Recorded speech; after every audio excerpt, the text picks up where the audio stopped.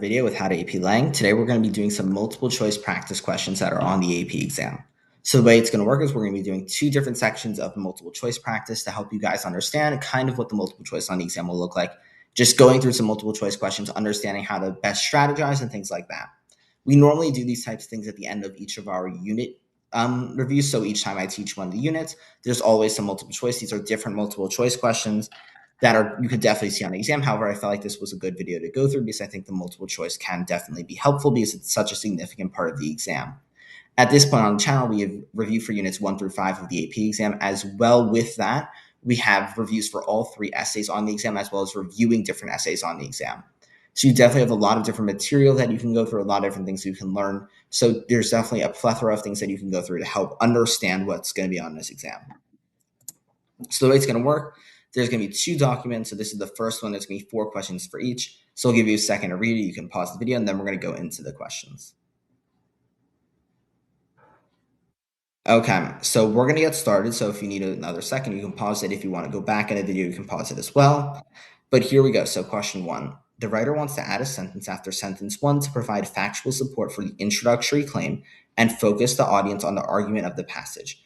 Which of the following sentences best accomplishes that purpose? So A, researchers at Columbia University argue that we are becoming symbiotic with our computer tools, growing into interconnected systems that remember less by knowing information than by knowing where we are and what we can be found.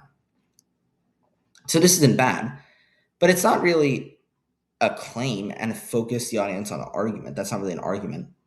But yeah, that's not really an argument at all. That's just not a great topic sentence. B, according to a recent Gallup poll, only 21% of Americans say they are rarely or never feel mentally or emotional strain in their day-to-day lives. So again, not a great one either. I don't love that answer. And it's not because I think it's a bad answer per se. I just don't think it's the best possible answer. C, a recent study found that 86% of Americans are stressed out constantly from checking their smartphones. And I really do like this answer, so we're going to go with C. And I'll go through D as well. D, neuroscientist Susan Greenfield cautions that social media can become a platform for constructing an artificial identity to impress an audience of barely known friends. So this one's pretty simple because if you've read the passage, you know what the argument is. So C is just very simply the argument of the passage. I did actually figure out how I want to do this. So from here on out, I'm actually going to give you a second to answer the question on your own. Then you can answer it, and then I will explain why the other ones are wrong and why it's right. But here, very simply, the reason why I'd say is because, again, the passage is all about stresses of smartphones. It tells you in the title of it. So that's why this is going to be the answer. Okay, B, the writer wants to add information at the end of sentence 2 to preview the line of reasoning. Unsurprisingly, neuroscientists warn that the constant use of smartphones alters the brain. Which of the following underlined portions of sentence 2 most effectively accomplishes the goal? So I actually did, I think, mess up the thing, but I don't know which is supposed to be underlined because I did not put the underline there because that's a formatting issue on my part. So I'm going to try. I'm guessing it's going to be at the end of the brain, alters the brain. So I hope you guys had a second to answer. The answer for this one's going to be C. So the reason why it's going to be C is because this is all about the stresses it can cause, and physiological and emotional costs are both biological, how it can affect you mentally and physically as well, and then emotionally, how can stress affect you emotionally? That's the reason why. It's saying you want to find the line of reasoning. The line of reasoning is that it causes stress, and it's all about how iPhones cause stress, and that's why that's going to be the answer. Because when you look at the other options, when it's not talking about, for A at least, how they've been long fasting, because that's not the claim.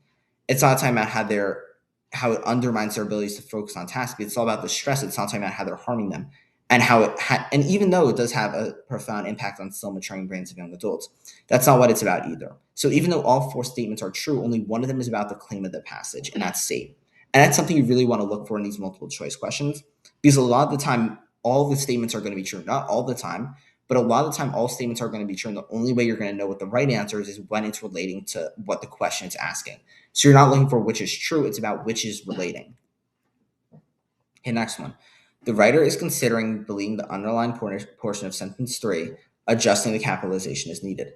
Again, I don't know which is the underlined portion, but I'm going to guess based on what it says. It So most people can't resist immediately checking their phones each time they buzz, chirp, or chime, and scientists believe that the compulsion is caused by a brain chemical called dopamine.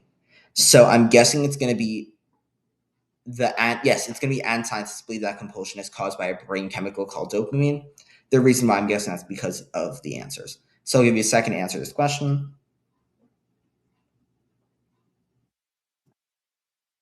Okay. I hope you had a second to answer it. So I'm going to give you the answer now. The answer is going to be B. So the reason why is because when it's saying that many can't resist immediately checking their phone, for questions that are, I'll say this first. For questions that are keep it or delete it, you first want to read it and figure out whether or not you should keep or delete it. Because normally what's going to happen is going to be one good answer for keep and delete, and there's going to be one bad answer for keep and delete. So you first want to answer whether or not it's keep and delete, and then you can go into saying, oh, why is it? Oh, if it's keep, then this is the only good answer for keep. So when you read, and science believes that the compulsion is caused by a brain chemical called dopamine, that's a very important thing because the entire idea of the paragraph, if you've read the portion, is about how brain chemicals, why are people always checking their phone? Why is it causing stress? So it shouldn't just say most people can't immediately resist checking their phones each time they buzz, chirp, or chime, because that's true, but that's not important because you want to explain why it is, because that's what the rest of the paragraph's about. So if you immediately go to keep it, which is what you should do, it's not to explain the scientific terminology because it's not explaining what dopamine is, even though it's not explaining what dopamine is, it's saying what causes dopamine. Explain the concept that's discussed in the paragraph, and that's why it's going to be B. It's not. It really shouldn't be deleted, but I would say the best answer is C because it shows how. Actually, no. Both deleted answers are really bad, so that's why it's B. D. The writer is considering deleting the underlined portion of sentence 7. Again, it's not underlined, so I'm going to figure this out quickly. Our brains are aroused each time our phones buzz because of the unpredictability of what pops up on the screen. Since any alert might signal something extraordinary, dopamine is released each time, even though most alerts don't amount to much. The writer keep it. So this is the exact same thing as last time. I'm guessing. Let me read this quickly.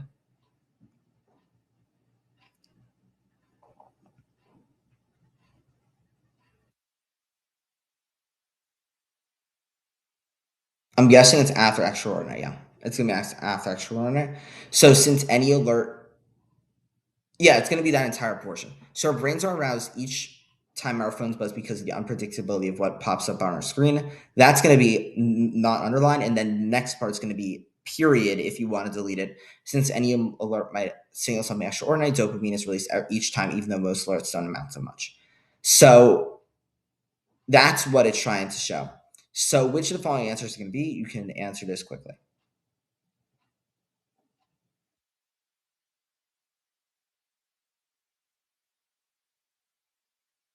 So the answer is going to be A. The reason why it's going to be A is because you want to explain why it's not just showing unpredictably what pops up on the screen. You want to show even more the relationship between the extraordinary and the dopamine. It's the belief that, oh, something good can come out of this, and now I'm going to be happy. That's why it's going to be keep it. You want to really keep it because this is such a well-written part of it. I don't know why you'd ever think, oh, because it can be extraordinary, but that's explaining exactly why the dopamine is released. Explain why people do get excited when those alerts come out. So that's why it's going to be A, because it's showing the difference between the anticipation and the reward, which I explained before that. It wouldn't be the other keep it because it's not showing the social impairments. There's nothing with social impairments really here. And you wouldn't really delete it because because it is about, even though how dopamine's released, it is also about how the dopamine isn't always leading to something. And you wouldn't really want to delete just a very good explanation on how the dopamine impacts the system because that's all about how the article is written. If this paragraph at least is talking about why people are getting stressed out and it's because the dopamine is released, they need to explain why the dopamine is important. And that's what this piece does. So you really wouldn't ever delete it. So that's why it's going to be A. So now this is our second piece. I hope you guys are doing well. So now at this point, I want you to read this. And in a second, we're going to go on to the 4 multiple choice for this one.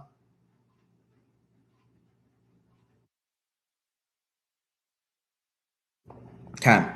So let's get started. So question 1. So these are not going to have any underlines. These are going to be a lot more straightforward. So these types of questions that aren't the drafts, there's going to be really either drafts on your AP exam or just portions. The drafts are going to be those keep it, delete it on identifying which things which. For these, it's really just going to be finding things in the passage. So the first paragraph is organized to heighten interest in the subject by. So I'll give you a second answer. The answer to this one's going to be A. So why is the first paragraph organized to heighten interest? How is it doing it? So it's first suggesting political causes of an infrastructure failure, then revealing Jellyfish as a surprising agent of this event. So if you read the first paragraph, that's exactly what it's doing. It's first explaining why there was a failure, and then it's explaining why it actually why the jellyfish were actually the one causing it. They don't explain why, but they say jellyfish actually caused it. It doesn't start with and the reason why you can just read it, it's not starting with the dangers possessed by jellyfish in the past. It's not starting with this. It's kind of starting with the saying it for story, but that's not a great answer. And it's also not showing why the appearance of jellyfish was unexpected. So even though the first part isn't terrible, the second part's a lot worse. And then for D, alluding to the political strife in Manila, but it's not about how the strife made the city's infrastructure vulnerable to jellyfish. That's not what it was about. It was about how the jellyfish were a surprise event. It wasn't about the city's infrastructure vulnerable to jellyfish. Even though that could be part of it, that's not what it's really talking about.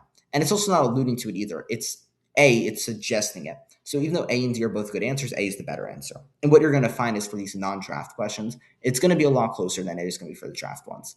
But A is definitely the better answer. And a lot of it's going to be just finding the better answer. Okay. In the third sentence of the fourth paragraph, the author mentions the number of summaries treated by the Spanish Red Cross, primarily 2. So I'll give you a second answer. And the answer to this one's going to be A as well. So the reason why is it's because it's trying to show how many people are being hurt. So it's showing the dangers that the jellyfish possess to humans. If it wasn't a big deal, they wouldn't mention the amount of people, but because it's such a great number of people, they want to mention why it's such an issue. And it's because, again, it's not talking about B. It's not arguing that they're more toxic than ones in the Philippines. It has nothing to do with that. It's not talking about how they become more susceptible because there's no evidence to show that. And it's not urging the audience to seek medical attention. It's about trying to show the dangers. It's trying to how many people are needed to be treated because of how often it occurs, and it's trying to further their argument in that way. And that's the only really good answer. The other ones may be true. They could be. B and C are terrible answers. D is the only one, but even D is pretty bad. A is really the only good answer out of these 4. Number 3, which of the following best summarizes the author's thesis in the passage? So I'll give you a second to answer this one. And the answer to it is going to be C. So the reason why it's going to be C for this one is because it's always talking about how it's becoming a bigger issue around the world. That's the thesis of it. That's what the piece is about. So for questions that are what are the author's thesis, you just have to think to yourself, what is this piece about? If you understood the piece, then it's just, oh, this piece is about X. And then you find whichever answer is about X. Because A, it's not about the heat produced by power plants. It has nothing to do with that. B, many disruptions that are attributed to human activity are actually triggered by natural causes. That's not a terrible answer, but jellyfish aren't natural causes. Those are animals. Natural causes would be like an earthquake, a tornado. And it's not predation by jellyfish poses a significant threat to commercial fisheries worldwide. Do they pose a threat? Maybe, but it's not about fisheries. And that's a big thing. A lot of these claims could be half true, but they're not fully true, and they have to be fully true to get the point. It's about how they're expanding across the world and how they're causing increasing problems in those areas. That's what it's about, and that's why C is the answer. Okay, last question. Throughout the passage, the author advances her main point by employing which of the following methods? So I'll give you a second to answer this one. So these questions are definitely a little more challenging. It's going to be B. So let's explain it. So B, they're recounting multiple incidents that demonstrate the threat represented by jellyfish. If you read the passage, you'll see that they're naming situations. Oh, this happened here, which is showing this. This happened here, which showed this. It's showing the threat by jellyfish. It's not analyzing the underlying causes of unusual jellyfish. It's not commentating on the impact of increasing jellyfish populations. Because even though there are increased jellyfish populations, they're not just commentating. And it's also not about international relations, it's about in parts of the world. And the enumerating human actions that are endangering jellyfish populations. It's not about endangering jellyfish populations.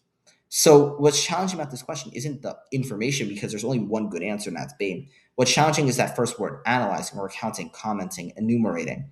Those aren't necessarily words that you always come out of. I would say analyzing and commentating are. Recounting, you might not necessarily know how to use it in context, and I doubt many people know enumerating.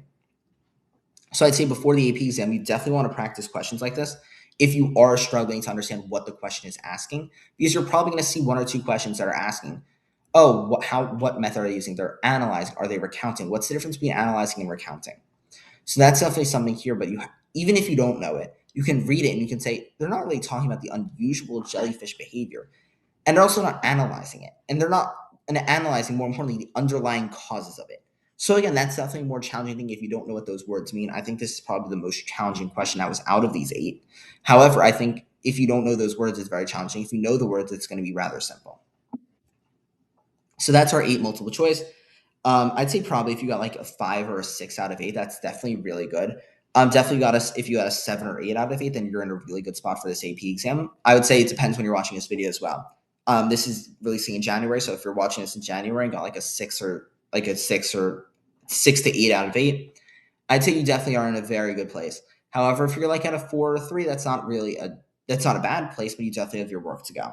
So I think it just depends when you're watching it, what you want to get on this AP exam. However, overall, I think these are 8 very good multiple choice questions for practice. In the future, at this point, I really want to listen to you guys. What videos do you want me to make? What do you guys need help with? We're going to do our Unit 6 video eventually in the future, but I do have midterms coming up, so it's going to be a little bit of time until then. However, at that point, just post comments. What do you want to see on this channel? How do you guys need help preparing for this AP exam? And soon enough, we're going to be doing our Unit 6 review. So that's all I have for you guys today. I hope you guys are doing well in this multiple choice, and I hope you guys are doing well prepping for this AP exam. Thank you.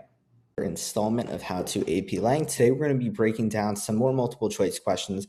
So we did a video similar to this, I think, during January, I think it was. January, December, sometime in the winter. But we did a video, we did some multiple choice practice. It wasn't a very intense video. We're just going through some multiple choice practice questions, some multiple choice skills, whatever it may be. We're going to do something similar now that the AP exam is even closer. I believe at this point it's 2.5 weeks away, which is insane to me. So we're just going to do another video just going through some multiple choice skills at this point, because at this point on the channel, we've really done so much review on all the units, on all the essays. There's not really so much more I can really go through. So I think just doing some more multiple choice practice, I think at some point soon, we're going to also do a video where we're going to just talk about like how do you fit AP Lang into your other AP schedules, whatever it may be, some final tips and tricks before the exam is, so all that type of stuff. So let's just get started. So this is literally just going to be a video of 8 multiple choice questions based on 2 passages. So just like our normal videos, I'm going to give you a second to read it, then we're going to go through the questions. So take a second, read this this passage. It's one of the draft ones, and then we'll get started. So if you want to pause the video, you can. If not, we're going to get started though, because I don't need to sit here for that long.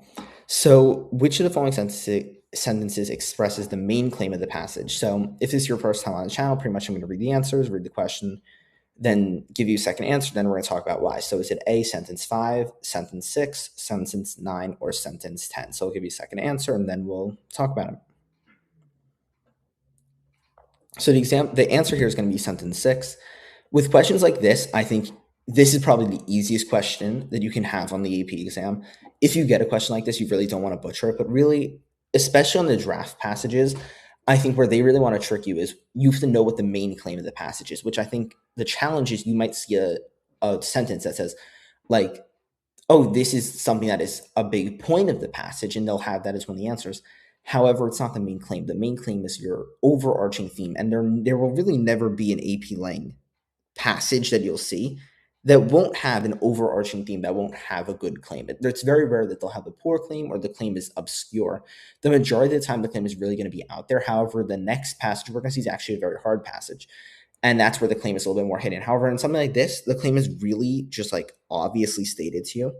So I don't think you should really worry about it. I think in things like this, you really want to just get these questions nailed down. This is not the type of thing you want to struggle on. It really is just going to be obvious to you what the claim is.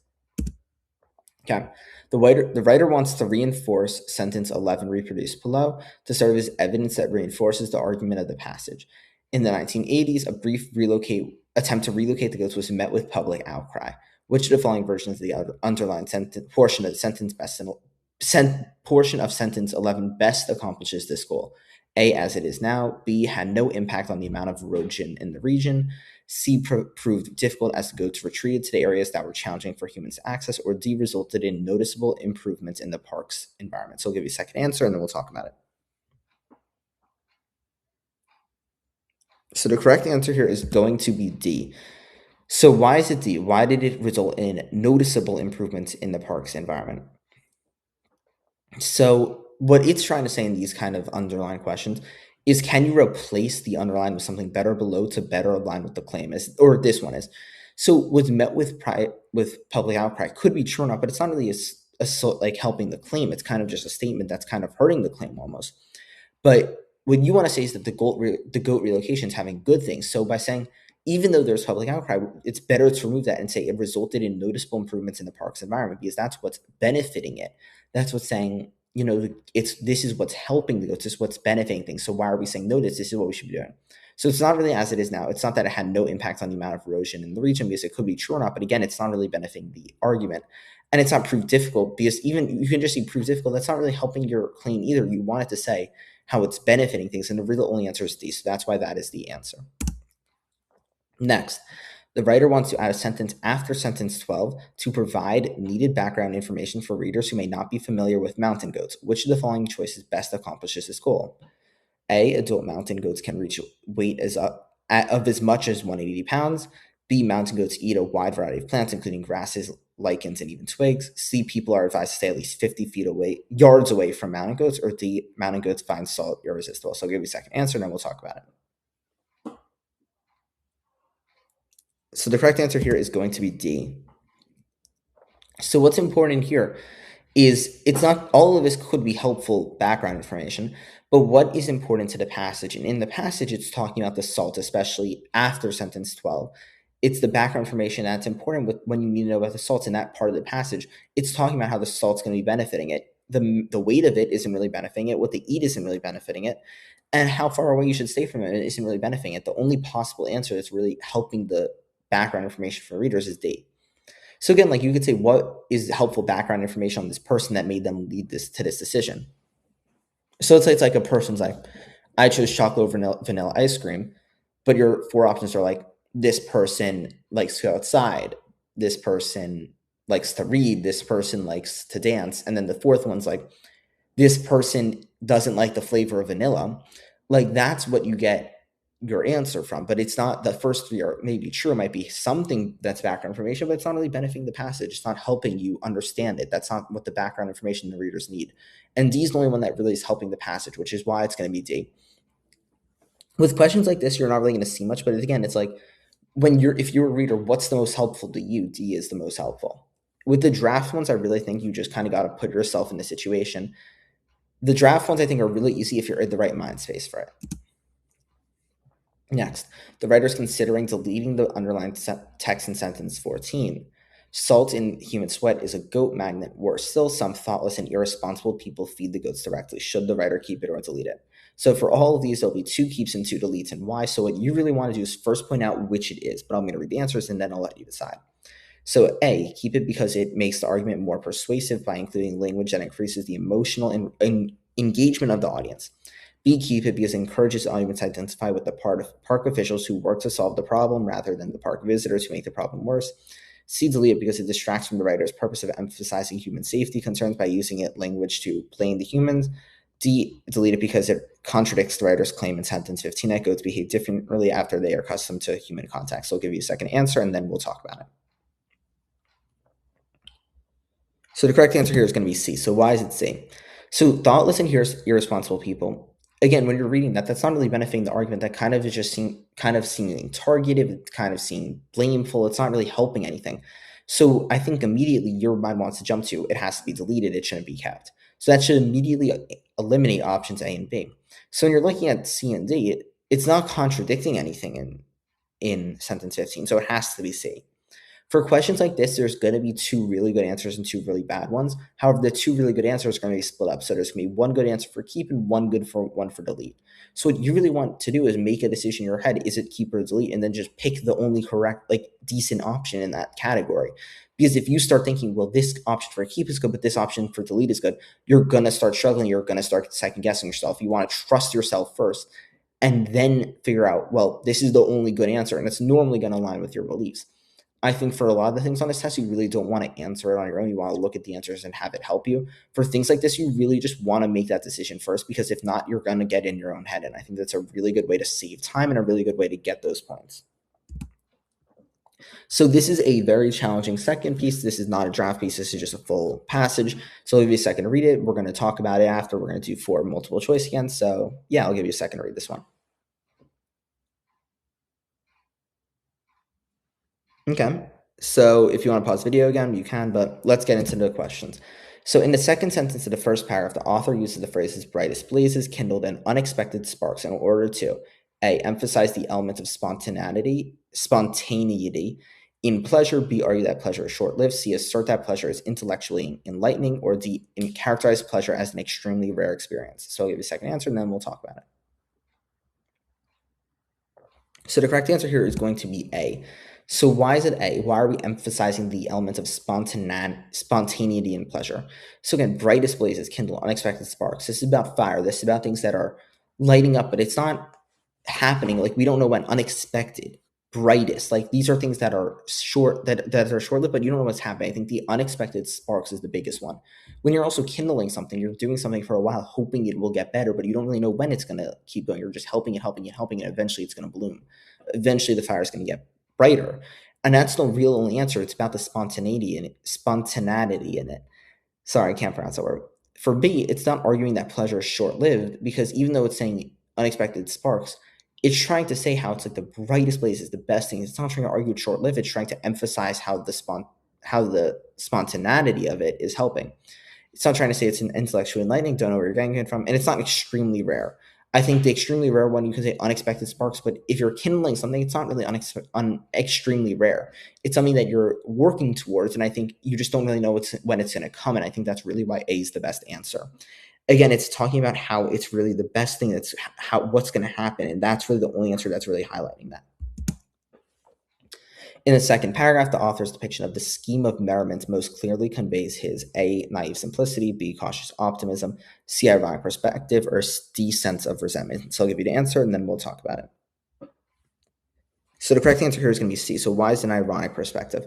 So a scheme of merriment is something that's going against each other. A scheme is something that's being plotted, something that's evil, and merriment something good, that's something joyful.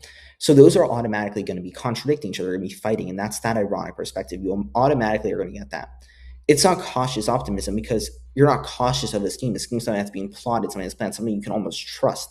So it's not really a cautious optimism. It's kind of that's not a great answer. It's not naive simplicity, because a scheme of merriment is a very complex idea, so it can't be simple. And it's not a sense of resentment either, because it's not saying the scheme of merriment is something I don't like. The depiction of it is something that people are always going to be playing in. So I think that's why it's C. It's this ironic idea of you're plotting for something great. You're doing evil things to get something good. It's almost this trade-off that you're kind of selling yourself to get these good things in life. And I think that's why it's this really ironic perspective. And I think at this point in the questions, you can kind of see why this passage is so challenging.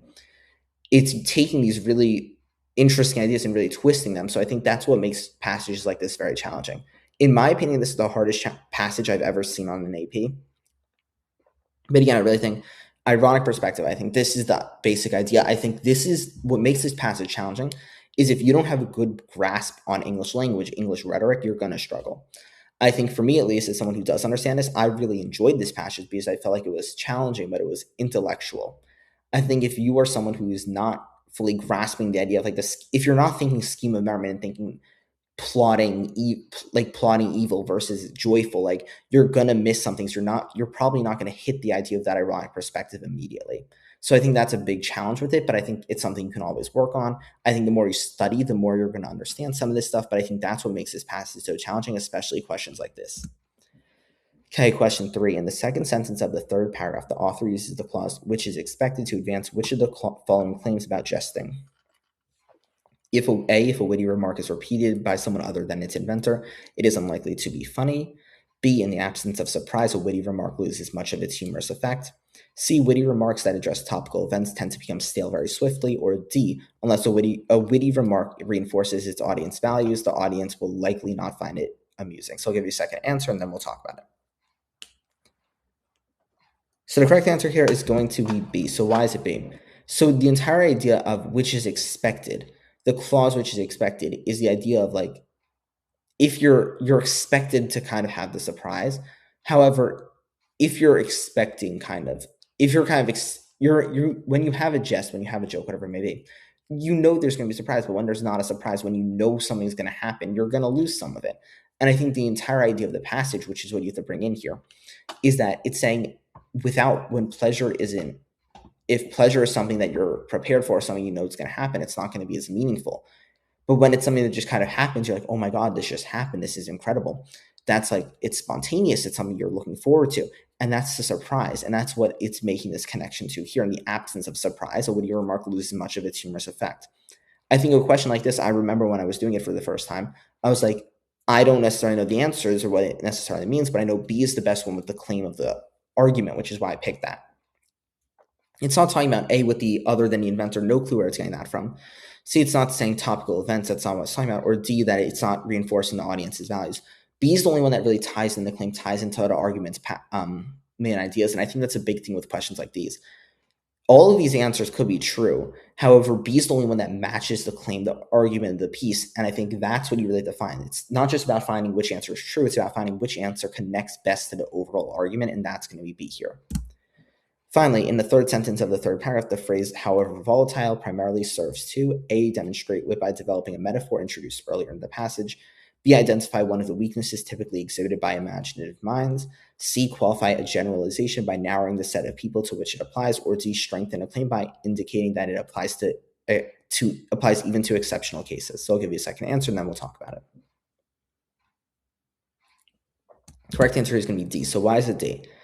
So it's saying however volatile, it's trying to say that even the people that are smartest, even the people that are in the best situations, even the people that are the strongest, whatever it may be, however volatile they are, however high or low they are on the totem pole, it can happen to anyone. So it's not saying, A, there's no wit metaphor. So that's obviously, it's not identifying a weakness exhibited by imagined minds because it's saying it can happen to anyone. So that's almost the opposite. So it's not B. C, qualified generalization by narrowing the set of people to which it applies. No, it's not narrowing it. If to qualify a generalization will be to open it. Or D, strengthen a claim by indicating that it applies to even exceptional cases. It has to be D. Because it's saying it applies to everyone. It's saying that not even the smartest people can get out of this idea. And that's why it's saying even the most exceptional of people are still going to be affected by this. Everyone's human, everyone's affected by this idea, and that's why it's D. Again, this entire idea of the passage is that everyone's equal, everyone has to enjoy the spontaneity. And I think that's what you really find in this passage. So that's our MCQ practice, the second part of it. You can do the first part. It's different questions, I believe, from a few months ago, but at this point, we have a lot on this channel to review. I'm trying to think of what types of review I personally want to do, but again, I don't know what review you guys want. So if you guys can comment below and be like, oh, I really want to practice this or whatever it may be, I can definitely make more videos on that. I just don't know what types of videos you guys need. So I'm just kind of trying to pump out whatever I think could be helpful. But comment below, oh, I need this, I need that, whatever it may be, because we still have time until the AP to make more videos and help you guys out more. So aside from that, we still have a little bit of time, but time is dwindling down. So with that, this was some more AP multiple choice practices, how to AP Lang, and see you guys in the next one. Hey guys, welcome back to another video. This is how to AP Lang. Today we're going to be doing some live multiple choice practice. So pretty much the way it's going to work is we're going to be doing multiple choice the way you have in a ton of other videos. We've done 2 full videos going through multiple choice as well as 1 other video doing multiple choice as well. However, what we're going to be doing very differently in this video is have never seen these questions before. I just read the passage for the first time. So we're going to do all these questions together. So there are 7 questions here and we're going to do them all. However, it's one passage only. However, I'm going to be doing these on the fly. I never have seen these questions before. So instead of me explaining why the answer is right or wrong, we're going to be breaking down, like in the moment, why I'm picking the answers I'm picking. So with that, we're going to do it very similar to past videos. At this point, the AP exam's in less than a week. Or a week exactly at this point from the time of filming. So you definitely have time to work on this stuff, but I thought this was a fun video to help continue down this path of preparing for the exam. So this is your passage. I'm going to let you pause this video. If you wanted to read the passage, I do suggest reading it, because if not, you're not going to understand the questions, but I have already read it. I just read it a few minutes ago. So let's just get right into the questions. If you want to pause it, you can, but with that, let's get started. So, in the first sentence of the passage, the speaker engages the attention of the audience with which of the following types of statement? A, a solemn oath, B, a traditional formula, C, a cautionary recommendation, or D, a candid confession. So this is quite simply just going back to the first sentence of the passage. So just by looking at it, you can very clearly see it's explaining, let the man of learning, let the man of leisure, beware that of queer and cheap temptation. So that's not an oath, that's not a formula, that's not a canon confession, that's gonna have to be a cautionary recommend. Again, when it says beware or something like that, I feel like it has to be a recommendation, but I kind of do that going into it because I didn't remember an oath. It was between that and really a formula because I didn't remember there being confession either, so it's gonna be C. Yeah, so again, that's kind of my thought process. Like, look, for something like that, I remembered that pretty much what the first sentence was saying, and that's kind of what drew me into the piece.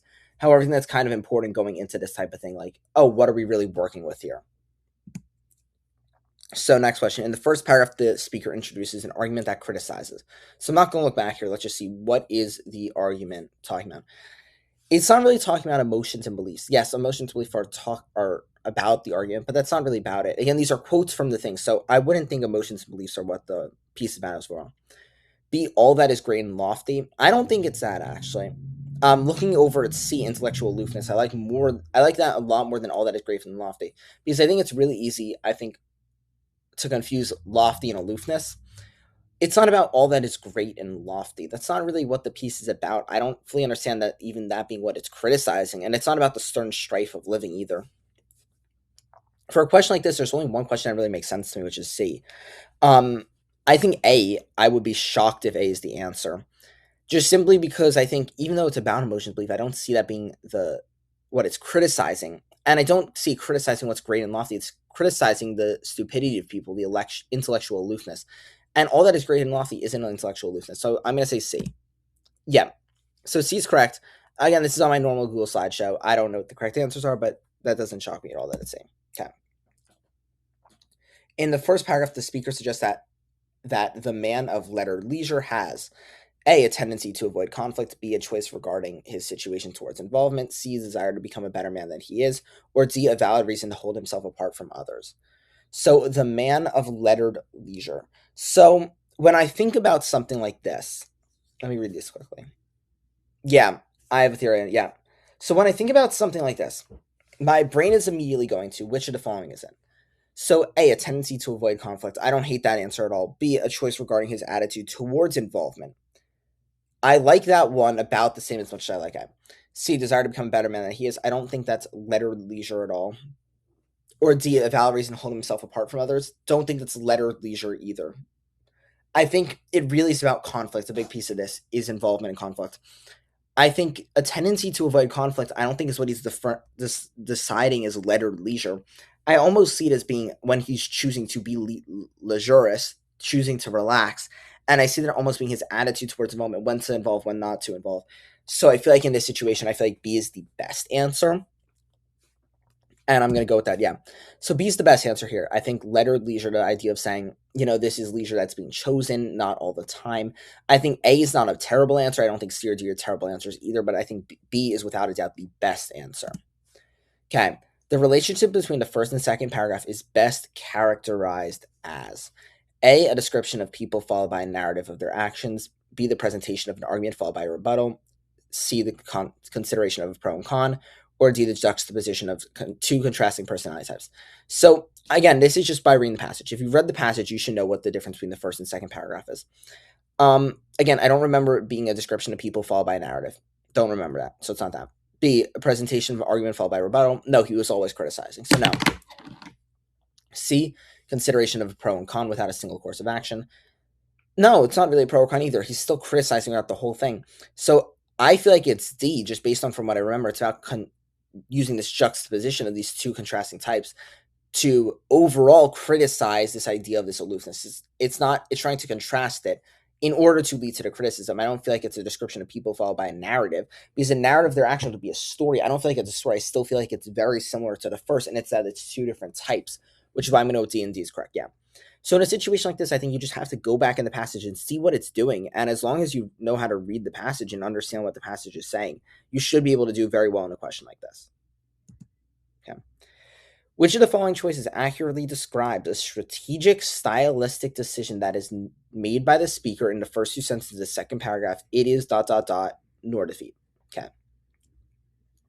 So I have not read it in a few minutes. However, in a situation like this, I doubt that any of these questions are incorrect.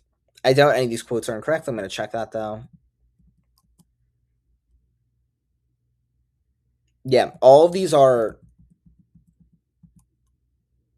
there. Yeah, did I go ahead? Yeah, I went ahead. Okay, I went ahead. I feel it's fine. Okay.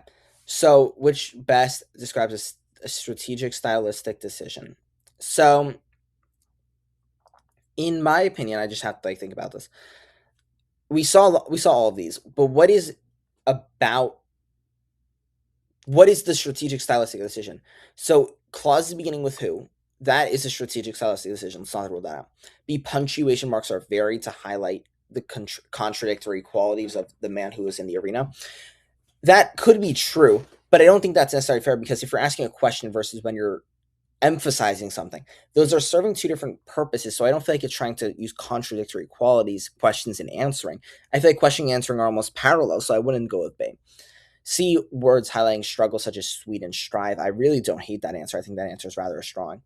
And D, exaggerated terms such as the best and the worst are used ironically to undercut the observations of critics.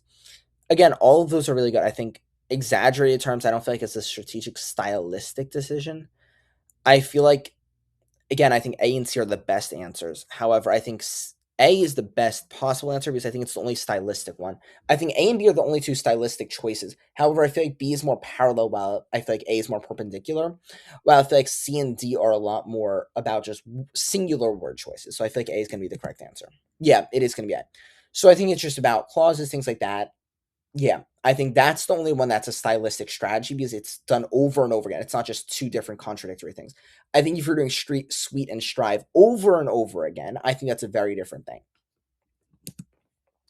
Which observation best counters the speaker's argument about the action in the passage?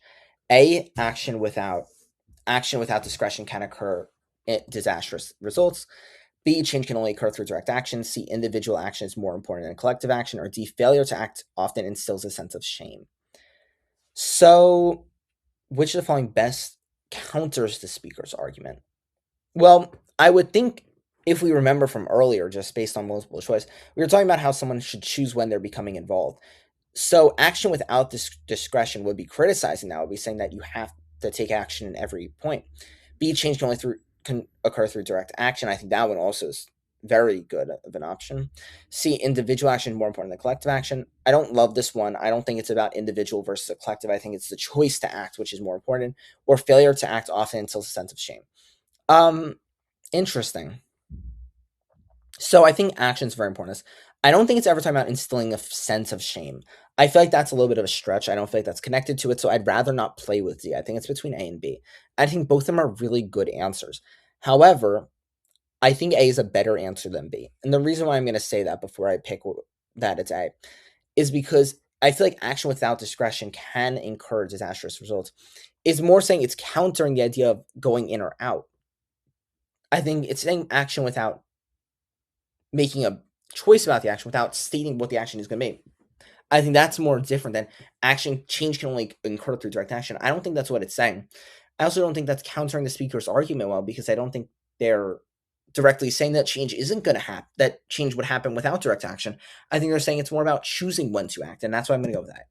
Yes, so I think this is a hard question. I think you have to understand the purpose of the passage. It's about choosing when to act. It's not just saying when that acting is the best. It's saying when is it best to act in what situation. I feel like that's A is the only one that reflects that. And it's our last question. The speaker's tone in the passage is best described as A, inquisitive, B, critical, C, apologetic, D, over egocentric. Don't really have to think about this. Critique is a phrase used a lot in these passages. I think it has to be B, and it's B, yeah. This, on a question like this, if you're not aware of the tone of the passage, go back and read it. However, I feel like it should be pretty clear when you see something like this that it's B, critical. They're not apologizing, they're not asking questions, and they're not full of themselves. It has to be B.